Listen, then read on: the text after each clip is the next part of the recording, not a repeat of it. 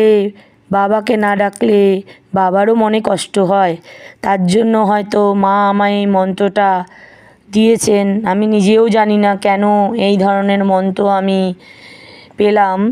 তো এই মন্ত্রটা আপনারা জপ করুন সকলে, আপনাদের মনের সব ইচ্ছা পূরণ হবে এবং আপনারা এই মন্ত্র জপ করে সুস্থ হবেন। কোনো রকম শারীরিক অসুস্থতা থাকলে আপনারা সুস্থ হবেন।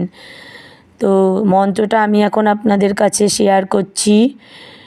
জয় মা তারা সুন্দরী, জয় মোটা বাম, হরে কৃষ্ণ হরে রাম। এই মন্ত্রটা আপনারা জপ করুন সারাদিনে 108 বার। মায়ের মুখ স্মরণ করে প্রণাম করুন, ভক্তিভরে প্রণাম জানান, আপনার দুঃখ জানান।